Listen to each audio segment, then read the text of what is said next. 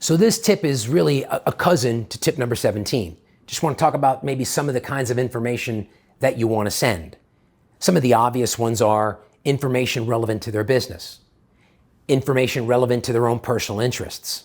Suppose you had a conversation with them and they revealed about their children. You start to drill down a little bit and you get information relevant to their children's interests. How about inspirational quotes, or how about jokes? There's a guy who worked for Collier's out in New Jersey for years, and he would send a joke of the month. And I don't know how I got on his list, but I loved it. And they were great jokes.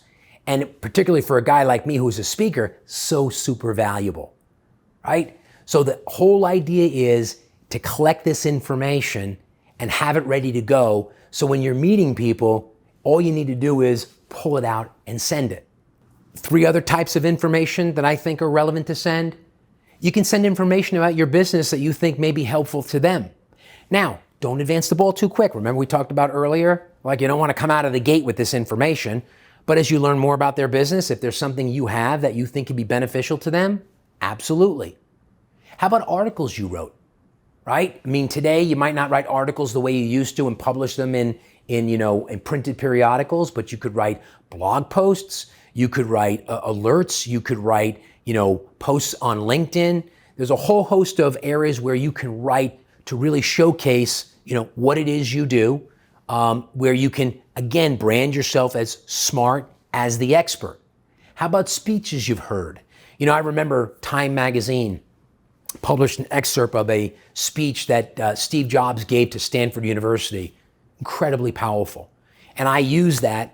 I can't tell you how many times I have that in my library. And every time I send it out to people, they're so delighted to receive it. And it's obviously well over a decade old. But these are the kinds of things that you want to be on the lookout for so that you have them ready. So when you meet somebody, you want to leverage that flow of information, you have it ready. Because the likelihood of you figuring it out in the middle of the day, in the middle of the week, in the middle of the month, what I say is when the game is on, it's going to be very minimal.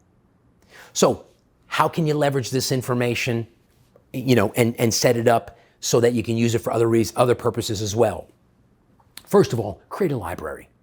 I have a library and I print it out, right? And some of them I actually save on the computer, but for the most part, I have manila folders behind my desk, and I'll have inspirational quotes, and I'll have stories of forgiveness, and I'll have stories of courage, and I'll have all these different categories. And every time I come across something, I print it out and I put it in there. So I have this whole vast library of information. Here's how I leverage it. I leverage it when I give speeches, because I give a lot of speeches, so I like to be able to share interesting stories and interesting content. I use it when I write articles. When I wrote my book, The Power of Personal Branding, which, by the way, if you haven't gotten, you definitely want to get, because it's a great book that reiterates a lot of the things that we're talking about here. It's an easy read. It's got a lot of great stories in it that illustrate, the importance of personal branding. And the reason I was able to write that book and why it was so successful is because I think it was interesting. I could have wrote a personal branding book that was more like a textbook, but I knew that people wanted to be entertained as much as they wanted to be informed. So what did I do?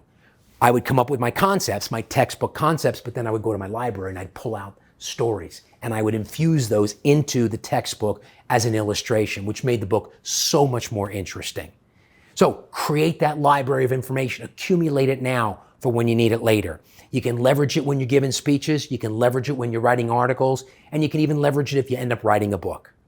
But there's the flow of information. I just shared with you why it's important, just gave you tons of ideas of how you can use it. Now, you also know, if you've gone through your videos, that I have an extra document there that has 2 columns of all kinds of information that you can send. Make sure you're looking at that video. Make sure you're downloading that document. Take that document, print it out, fold it in half, put it in your box system. Put it right there so you know as a reminder, these are the kinds of information I should be on the lookout for. This is the kind of information I should be sending for people. Look, I know this sounds like it's a lot of hard work, but if you have the right people in the system, the payoffs are going to be absolutely magnificent.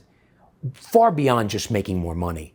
Your life is going to be so much more interesting. The benefits to your family are going to be incredible.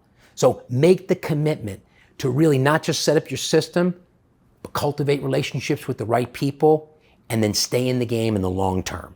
Okay? See you in the next video.